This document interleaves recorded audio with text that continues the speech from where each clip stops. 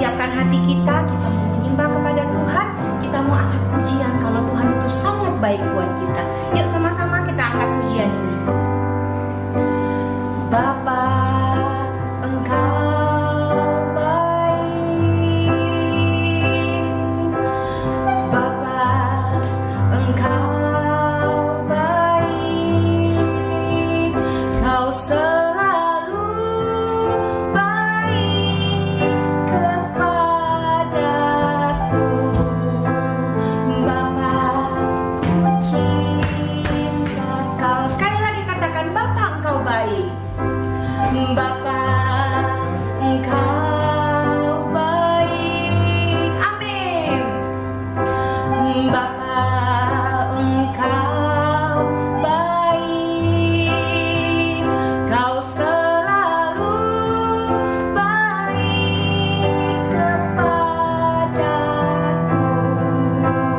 Bapa, ku cinta Kau. Aku memujimu.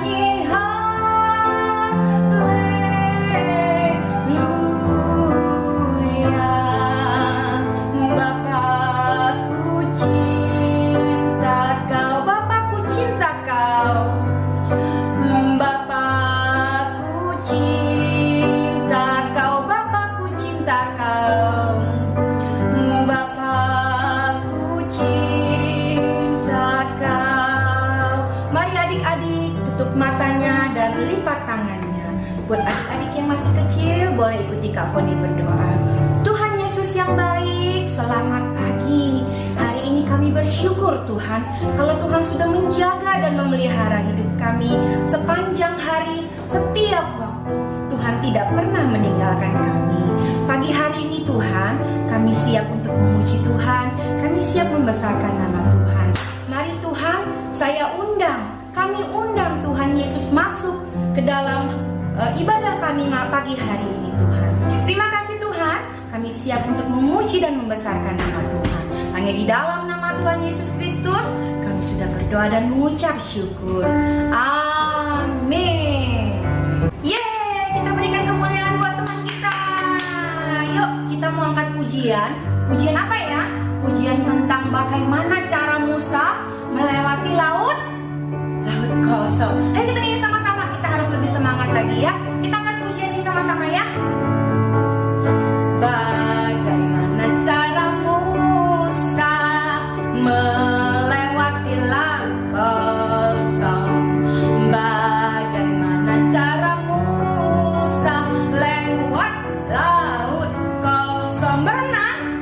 Berenang, bukan naik kapal, bukan dia terbang, bukan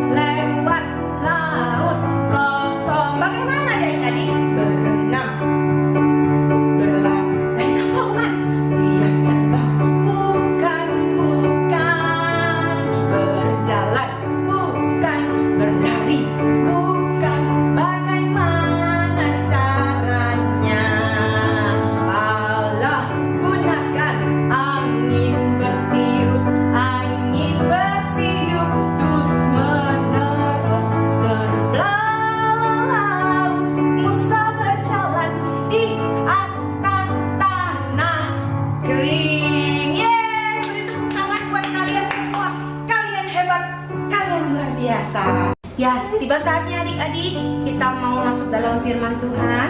Kita mau siapkan hati kita mau menyembah kepada Tuhan. Kita mau angkat pujian, aku mengasihi Engkau Tuhan.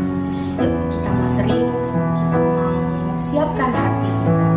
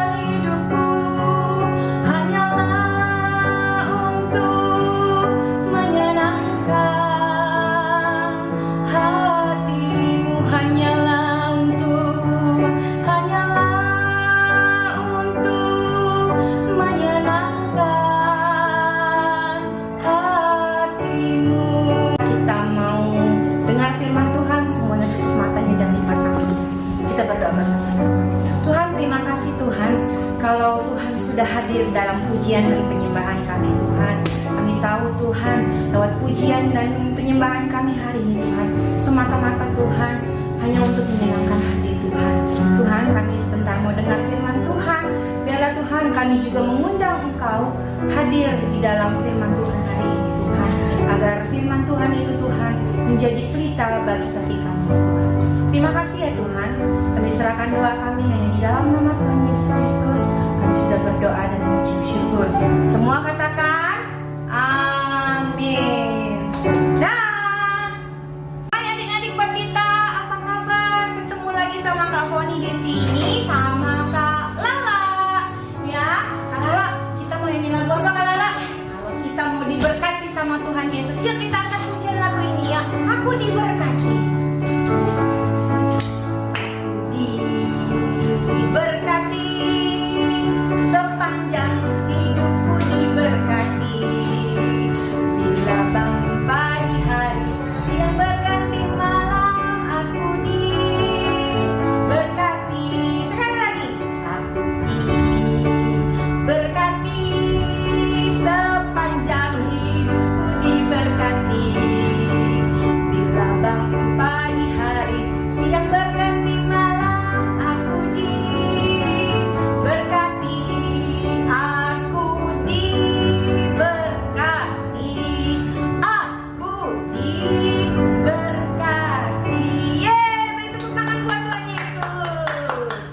Yuk adik-adik, kita sekarang mau dengerin firman Tuhan. Nah, firman Tuhan yang kali ini kakak bawain, tokohnya ini pasti kalian banyak yang udah tahu.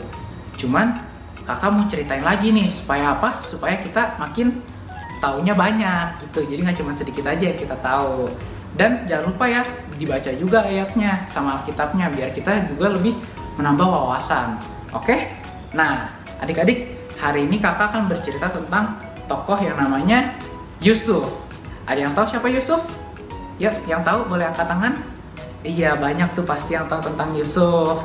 Nah, ayat yang kakak bacain dan cerita yang kakak jelasin hari ini semuanya ada di Kejadian 37.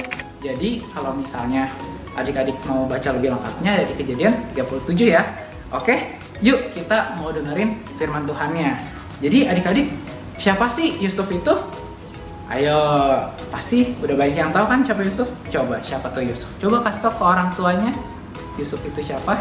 Iya, jadi Yusuf itu adalah salah satu orang yang dipakai Tuhan dengan luar biasa loh. Dia juga bahkan yang menolong bangsanya keluar dari masa-masa krisis. Nah, ingin tahu lebih lengkapnya dan siapa sih Yusuf dari awal? Yuk kita bahas satu persatu. Nih, di Kejadian 37, Yusuf dijelaskan sebagai anak yang berumur 17 tahun. Ayo, siapa yang masih umur 17 tahun? Iya, pasti semuanya masih di bawah 17 tahun ya. Kakak aja masih umur 17 tahun, itu masih muda berarti ya. Ya, siapa yang masih muda? Ada lagi yang masih muda yang merasa muda? Iya, yang merasa muda. Dan pada umur Yusuf yang di 17 tahun, ada yang tahu nggak sih kerjaan Yusuf apa? Ayo. Nah, kerjaan Yusuf tuh diceritain di Kejadian 37, yaitu adalah penjaga kambing dan domba ayahnya bersama dengan kakak-kakaknya juga. Nah, tapi adik-adik, ada satu yang unik nih dari Yusuf. Ada yang tahu apa? Iya, jadi Yusuf itu adalah anak yang paling disayang sama papanya. Ayo, siapa yang merasa paling disayang sama papanya? Angkat tangan. Iya, kakak juga angkat tangan, karena pasti orang tua kita sayang kita semua. Tapi Yusuf paling disayang nih, karena apa? Karena Yusuf adalah anak yang lahir pada masa tua bapaknya. Jadi Yusuf tuh anak paling kecil lah, anak yang paling dimanja. Gitu, ayo siapa yang suka dimanja? Ya, kakak juga suka dimanja kok kalau di rumah. Ya, tapi ya adik-adik ya, biasanya nih, kalau misalnya anak yang paling disayang, biasanya pasti kakak-kakaknya iri. Ayo, coba kakak tanya siapa yang pernah iri? Ada? Iya, pasti semua orang pernah iri. Tapi nggak bagus ya adik-adik, nggak boleh iri sama saudara-saudara kalian. Tapi di Kejadian 37 ini, Yusuf adalah anak yang paling disayang dan kakak-kakaknya iri sama mereka. Bahkan sampai banyak yang kesal sama Yusuf loh. Nah, terus ada lagi nih satu kejadian adik-adik. Waktu itu Yusuf cerita tentang mimpinya dia. Mimpi apa sih Yusuf? Yuk kita baca di Kejadian 37 ayat 7. Kakak bacain ya. Di Kejadian 37 ayat 7, Yusuf bermimpi dan berkata seperti ini nih. Dia ceritain ke kakak-kakaknya. Gini, demikian firman Tuhan. Tampak kita sedang di ladang mengikat berkas-berkas gandum, lalu bangkitlah berkasku dan tegak berdiri. Kemudian datanglah berkas-berkas kamu, sekalian mengelilingi dan sujud menyembah kepada berkasku itu. Nah, bingung kan adik-adik? Sama, awalnya kakak juga bingung maksudnya apa nih. Tapi intinya gini adik-adik. Jadi Yusuf tuh bermimpi, dia itu lagi berkumpul nih dikelilingin sama kakak-kakaknya, yang dimana intinya ketika dia berdiri, semua kakak-kakaknya itu sujud kepada dia. Wah, pasti langsung kakak-kakaknya otomatis apa? Benar, langsung kesel. Wah, Yusuf, kamu udah anak paling disayang, terus kamu mau nyombong. Kamu pikir kami akan menyembah kamu gitu. Wah, gitu kan. Jadi Yusuf semakin dibenci. Gitu adik-adik. Nah, terus berjalan beberapa hari setelah itu, kita lanjut ke hari-hari berikutnya. Begini, ada cerita baru lagi. Yusuf waktu itu disuruh sama papanya untuk ketemuin nih kakak-kakaknya. Yusuf, bisa gini. Papanya ngomong ya, Cup, itu dong, cari itu kakak-kakak kamu lagi pada ngapain. Terus Yusuf, berhubung Yusuf anak yang baik, dia oke. Dia samperin kakak-kakaknya. Waktu itu Yusuf harus samperin kakak-kakaknya di Sikhem, ya kan? Dan Yusuf itu berjalan nih dari tempat dia, dari Hebron sampai ke Sikhem. Nah, adik-adik, ini fakta lucunya. Ketika Yusuf sampai di Sikhem, ketemu sama kakak-kakaknya nggak? Enggak. Waktu itu Yusuf ditanya sama orang, kamu cari siapa, Cup? Ya orangnya belum kenal ya. Kamu cari siapa? Ya aku cari kakak-kakak aku nih. Terus orangnya bilang, oh mereka udah pergi. Pergi kemana tuh? Pergi ke Dotan. Akhirnya Yusuf harus jalan lagi nih dari Sikhem ke Dotan, ya kan? Dan pada akhirnya di Dotan Yusuf ketemu sama kakak-kakaknya deh. Nah, pas Yusuf ketemu, nah ini baru adik-adik yang kejadian. Kalau kalian tahu, ini yang bikin kakak-kakaknya tuh sampai sudah merencanakan hal-hal yang buruk gitu ya. Di situ hari dimana Yusuf dijual. Jadi gini adik-adik ceritanya. Ketika Yusuf sampai di Dotan, Dan kakak-kakaknya udah merencanakan nih yang buruk nih. Wah, nih anak nih udah nggak bisa ditinggal diem nih. Dia udah mencari muka ke papa tuh banyak banget gitu.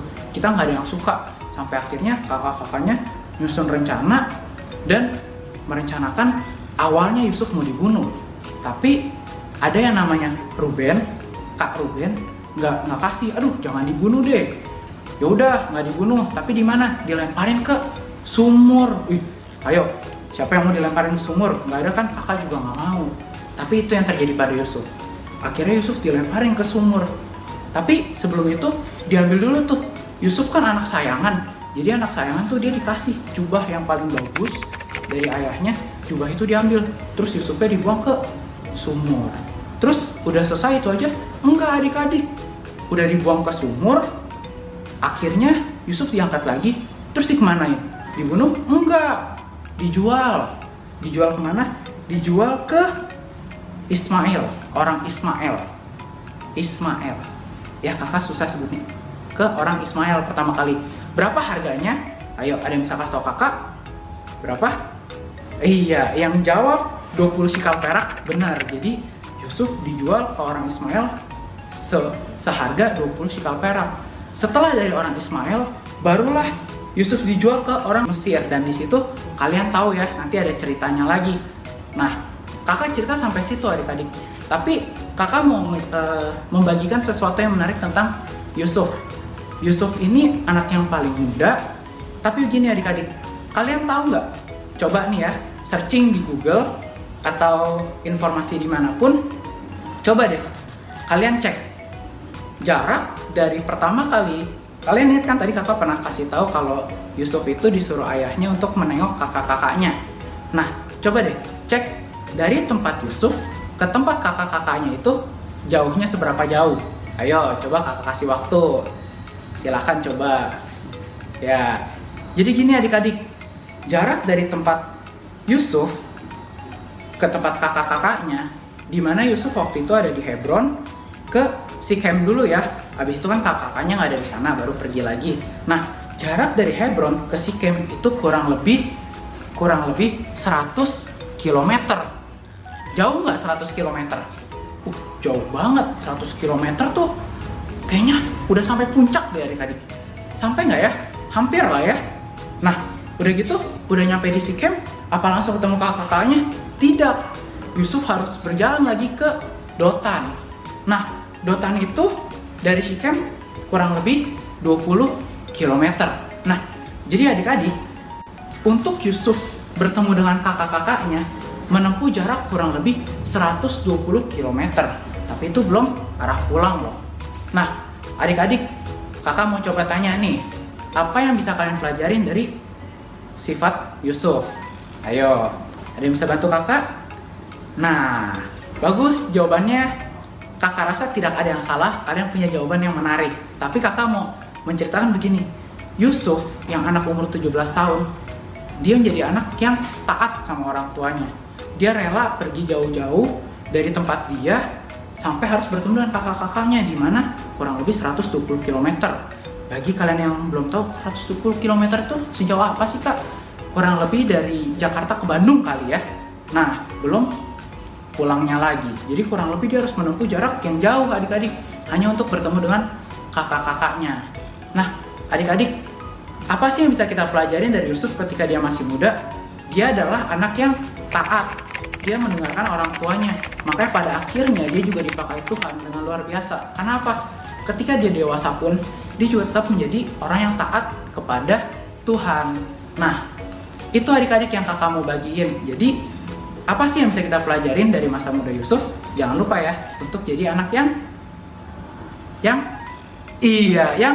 taat. Itu adik-adik. Nah, jangan lupa juga adik-adik, nggak cuma taat doang. Yusuf juga berkomunikasi dengan Tuhannya. Nah, adik-adik, ayat hafalan kita pada hari ini ada di Amsal 23 ayat 17. Demikian firman Tuhan. Janganlah hatimu iri kepada orang-orang yang berdosa, tetapi takutlah akan Tuhan senantiasa. Jadi adik-adik, itu ayat hafalannya, jangan lupa dihafal ya dan dikirim ke kelas masing-masing. See you. Ya adik-adik, adik-adik Agi Raja Wali. Mari kita sudah mendengarkan firman Tuhan. Tadi Kak Edo sudah cerita tentang Yusuf. Kita mau taat dengan orang tua dan juga taat kepada Tuhan. Terlebih takut sama Tuhan. Yuk kita sama-sama berdoa ya. Terima kasih Tuhan Yesus, kalau saat pagi hari ini Tuhan, kami sudah Engkau izinkan untuk beribadah online Tuhan. Yesus, terima kasih Bapa di surga, kiranya Engkau memberkati Tuhan segala apa yang sudah dipersiapkan oleh guru-guru Tuhan, baik dari awal ibadah sampai akhir ibadah Tuhan. Dan kami percaya Tuhan, firman Tuhan yang disampaikan, ibadah yang disampaikan Tuhan, pada hari ini Tuhan boleh berkenan kepada Engkau Tuhan, menjadi dupa yang harum di hadapan Engkau Yesus. Dan hamba juga berdoa Tuhan untuk anak-anak Agi Raja Wali Tuhan yang sudah mendengarkan dan mengikuti ibadah online ini Tuhan, kiranya Engkau berkati Tuhan, Engkau berikan kasih-Mu, kepandaian Tuhan, baik di sekolah Tuhan, dalam pelajarannya Tuhan, dan juga dia boleh taat pada orang tua. Terlebih Tuhan, orang tuanya juga Engkau berkati Tuhan, dalam pekerjaannya Tuhan, dalam usahanya, biarlah Tuhan dalam masa pandemi ini Tuhan, biarlah Engkau tetap bekerja, Engkau tetap melindungi keluarga ini Tuhan. Di dalam nama berkat Tuhan Yesus Kristus kami ucap syukur dan berdoa. Haleluya, amin. Selamat pagi, Tuhan memberkati. Shalom.